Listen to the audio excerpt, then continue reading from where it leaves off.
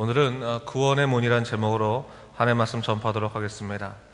어제 우리는 18해 동안 귀신이 들려서 고통받던 한 여인이 고침을 받는 치유 기사를 함께 봤습니다. 이 여인은 질병으로부터 고침을 받았을 뿐만 아니라 영원한 죽음을 향해 갈 수밖에 없었던 그녀의 인생이 예수님을 만남으로 인해서 이 구원의 삶으로 바뀌었다라는 것을 성경은 증거하고 있습니다. 예수님 만났기 때문에 일어난 놀라운 역사였다라는 것을 얘기하고 있는 겁니다. 그런데 사실 당시에 예수님을 만난 사람들은 무수히 많았습니다. 주님 곁에는 언제나 무리가 따라다녔고, 하다못해 그 무리 속에는 당시 율법학자나 바리새인과 같은 종교인들도 상당수 포함되어 있었습니다. 하지만 예수님을 만났다고 해서 그들 모두가 다 구원의 백성이 된 것이 아닙니다. 그들 중 누가 구원의 백성이 됐습니까? 바로 예수님을 자신의 주님으로 영접한 사람만이 구원을 받았다라는 것을 성경은 증거하고 있는 겁니다.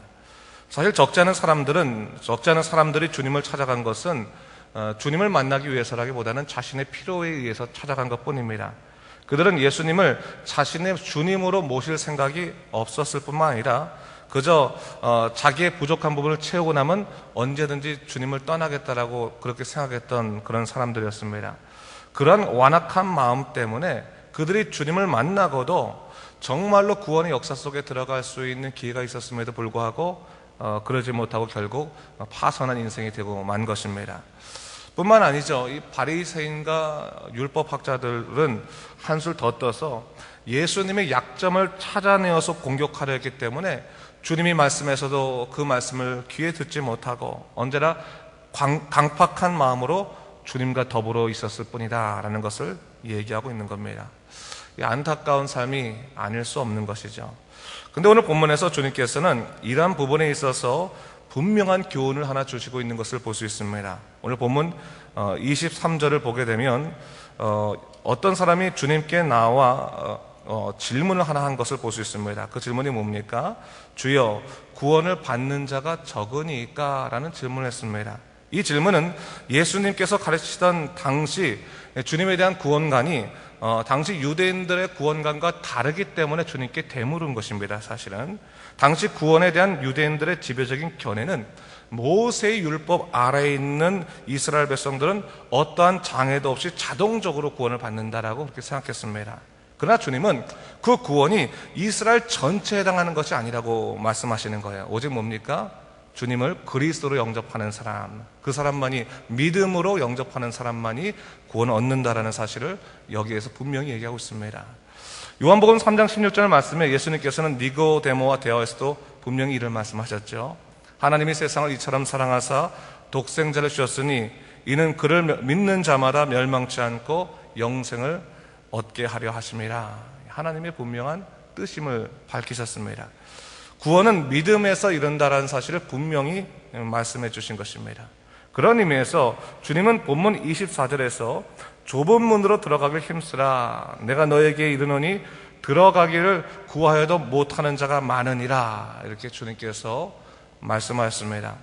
주님께서는 구원에 대해서 말하기를 좁은 문이라 얘기하셨어요. 이 말은 당시 혈과 육이나 인간의 노력으로 하나님 나라를 들어갈 수 있다고 생각한 이스라엘 백성들의 생각을 깨트리시는 것이었습니다. 주님은 오직 구원은 하나님의 손 아래에 있음을 분명히 하신 것입니다.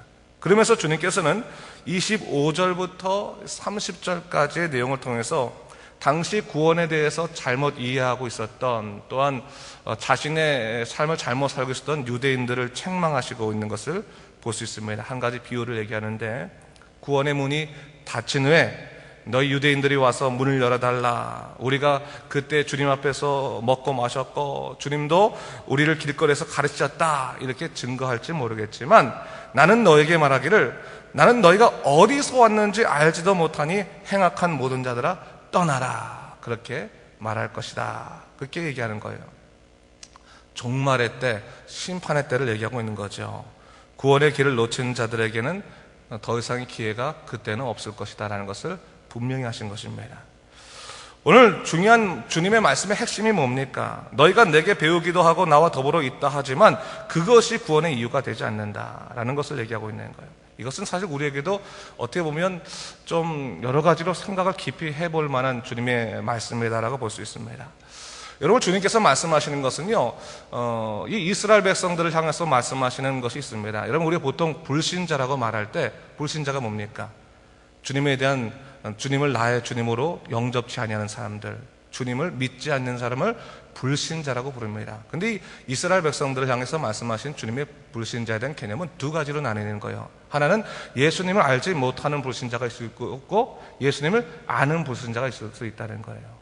그 예수님을 알지 못하는 불신자들은 아직 알지 못했기 때문에 주님의 말씀을 듣고 나면 그들이 하나님의 사람으로, 믿음의 사람으로 바뀔 수 있는 가능성이 참으로 많이 있는데, 문제는 뭡니까?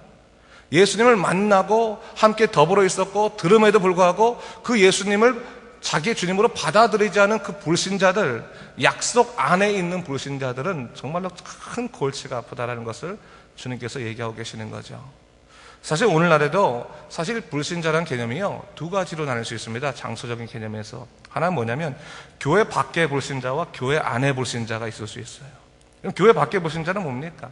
아직까지 예수님 만나지 못해서 예수님이 누구이신지도 모르며 살아가는 사람들이 교회 밖의 불신자예요.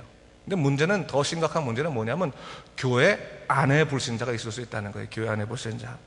교회는 다니는 것 같은데 그 안에 예수님을 나의 주님으로 영접하지 않습니다. 그냥 이사야 선지자가 말했죠. 이사야 선지자가 그냥 겉으로만 믿음 생활하는 척하는 사람들에 대해서 뭐라고 얘기해요? 성전 마당들만 밟고 가는 자라고 말한 것처럼 도저히 구원에 관해서도, 주님에 관해서도 관심 없게 그냥 가끔가다 한 번씩 교회만 왔다 갔다 하는 사람이 있을 수도 있고, 이름만 걸어놓은 사람이 있을 수도 있다는 겁니다. 그것에 대해서 우리가 곰곰이 생각해 봐야 되고 아주 중요하게 생각해 봐야 됩니다. 여러분, 교인과 그리스도인이라는 것은 사실 다른 겁니다. 교인이라고 하는 것은 행정적인 표현입니다. 교회에 등록되어 있는 사람이 교인이라는 것이고, 그리스도인은 뭡니까? 예수님을 나의 구주로 영접한 사람들이 그리스도인이라는 거예요. 그리스도에 속한 사람이 되었다라고 하는 거예요. 여러분, 교인으로 살아가면서도 세상에 속하며 살아갈 수 있는 사람이 있을 수 있습니다. 여러분, 그것을 알아야 되는 거예요. 그렇기 때문에 우리가 정말로 구원의 백성으로 살아가고 또 하나님의 은혜로 살아가는 사람이라면, 정말로 내가 예수 그리스도께 속한 사람, 예수를 나의 구주로 모시고 믿음으로 사는 사람이라는 것을 매 순간 고백하고, 성령께서 내 마음속에서 주장하시는 것들을 따라가는 순종의 사람이 될 수 있어야지만 된다는 거예요. 구원의 사람으로 살아간다는 것이 바로 그것입니다. 자, 그래서 우리가 중요한 것은 뭐냐면 바로 성령께서 우리에게 믿음을 주시길 기도해야 되고, 언제나 사모하고 소망하고 갈망해야 된다는 거예요.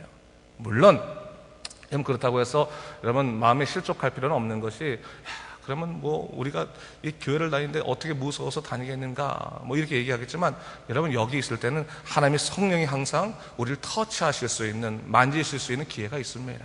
여러분, 우리가 열심히 서로 기도하면서 중보기도 하고 간구하고, 또한 서로의 죄를 고하고 또 회개하고 자기 죄를 자복하고, 그런 상황 속에서 우리는 하나님의 깊은 경지의 사람으로 다시금 바뀔 수 있는 가능성이 항상 열려져 있는 것이기 때문에, 우리 소망하며 믿음 생활하는 것은 참으로 중요한 몫이다라는 것을 알 수 있는 것이죠.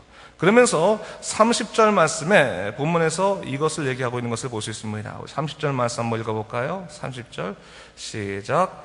보라, 나중된 자로서 먼저 될 자도 있고 먼저 된 자로서 나중될 자도 있느니라 하시더라 했어요. 자, 이 말씀은 누구에게 주시는 말씀일까요? 이 말씀은 유대인들에게 주시는 말씀입니다.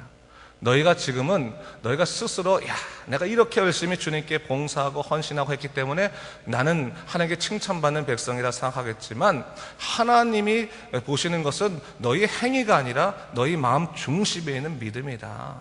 그런 것 때문에 너희 삶의 생각과 다른 것이다라는 것을 얘기하고 있는 겁니다. 그러면서 여러분 28절 말씀 한번 다시 보세요. 28절 말씀 제가 한번 읽어볼까요?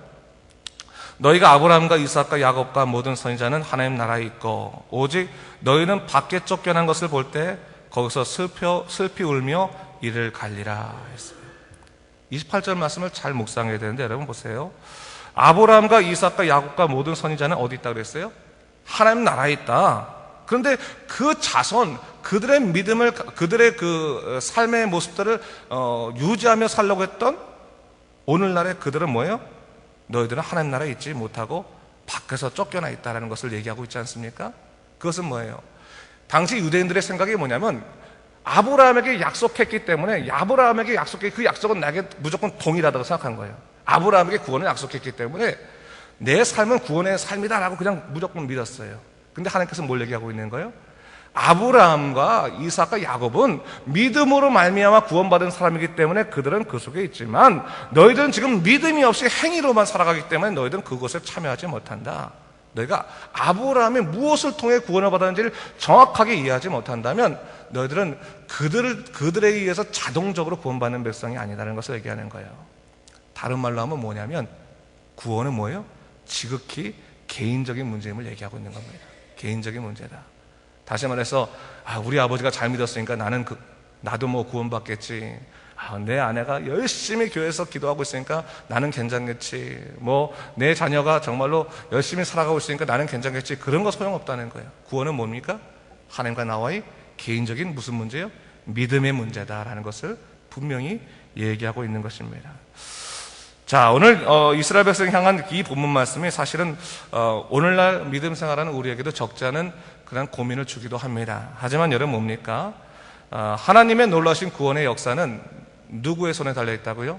하나님의 손에 달려있기 때문에 우리가 매 순간 주님 앞에서 성령으로 살아가고 겸허하게 살아가고 믿음으로 살아가는 것이 얼마나 중요한 것인가를 다시 한번 생각해 보게 되고, 내가 무엇인가 행위를 했다고 해서 그것이 내 죄를 갖다가 가리는 그 일이 된다는 것으로 생각하면 안 됩니다.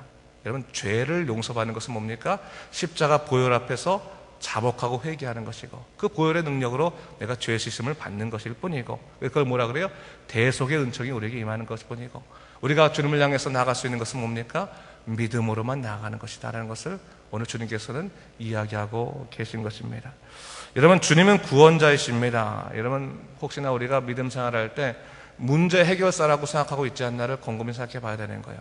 내가 어떤 세상 일 하다가 문제가 생기면 그 문제를 좀 해결받아야 될 텐데 그 문제 해결로서 내가 갖고 오는 그런 분이 아닙니다. 물론 하나님께서 우리 문제에 대해서 관심을 갖고 계시고 우리로 하여금 삶의 고통에서부터 치유해 주시긴 하지만 주님의 진짜 관심은 거기 있는 것이 아니라 어디 있어요? 우리의 영혼에 있다는 거예요. 우리 영혼이 하나님 나라의 백성으로 온전히 살아갈 수 있는 것인가, 믿음으로 구원을 받을 수 있는 백성인가를 더 관심 있게 보시는 것입니다. 여러분, 구원의 문이 좁다라고 하는 것은 하나님께서 우리를 받아주지 아니하시겠다라고 하는 표현이 아닙니다. 구원은 오직 하나님의 뜻에서만 이루어지는 것이기 때문에 예수 그리스도, 분명히 우리에게 계시신 그 예수 그리스도를 붙드는 것, 십자가의 보혈을 붙드는 것, 그것이 우리의 구원의 길이다라는 것을 오늘도 분명히 하고 계신 것을 볼 수 있습니다.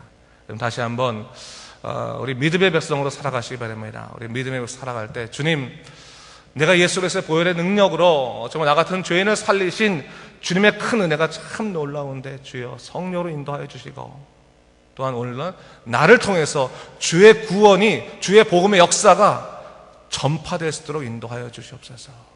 그래요. 여러분 가서 전도하시고 전파하십시오. 여러분 교인을 늘리기 위해서 우리가 전도하는 것이 아니지 않습니까? 죽은 사람을 살리기 위해서 우리가 전도를 하는 거예요.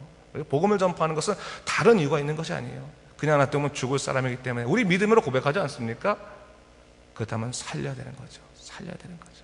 그렇다면 가서 복음을 전하고, 또 복음 전할 때 혹시 나의 삶이 걸림돌이 되지 않나를 생각해 보면서 항상 우리의 삶을 겸허하고 겸손하게 바꿔가면서 다른 사람들에게 구원을 전하고, 그래서 복음의 놀라운 역사 가운데 하나님의 일들이 일어나도록 여러분 더욱더 우리 믿음의 사람으로, 그리스도인으로, 하나님의 사람으로 오늘도 살아가는 여러분 되시길 주님의 이름으로 축원합니다. 기도하겠습니다. 주 하나님 아버지 감사합니다. 이 아침에 구원의 길이라고 또 다시 한번 구원의 문에 대해서 봤습니다. 주 하나님 아버지, 이 세상에 아직까지 하나님을 알지 못하는 사람들이 너무나 많이 있습니다. 주님 정확하게 만나지 못해서 아직 예수 그리스도를 자기의 주님으로 모시지 못한 사람이 있습니다. 그냥 격가지로만 예수 이름을 들어서 예수의 능력이 얼마나 큰지를 알지 못하는 사람이 세상에 있습니다. 주 하나님 아버지, 우리를 사용하여 주시옵소서. 우리를 사용하여서 저 땅에, 이 세상 속에서 아직까지 예수의 이름을 알고 또 예수의 능력을 믿지 않는 사람들에게 정말 참 복음의 역사를 증거하는 믿음의 사람이 되시도록 인도하여 주시옵소서. 성령으로 붙들어 주시고 아버지, 우리 모두가 정말 사랑하는 사람들이 예수 안에서 하나가 되어서 복음의 역사 가운데 들어갈 수 있도록 주여 우리를 사용하여 주시고, 우리의 나약한 아버지 모습이 있습니다. 연약한 모습이 있습니다. 우리에게 성령의 능력을 더하여 주시사 성령으로 말하게 하시고 성령으로 행하게 하시는 귀한 역사를 허락하여 주시옵소서. 감사드리며 예수님 이름으로 기도드립니다. 아멘.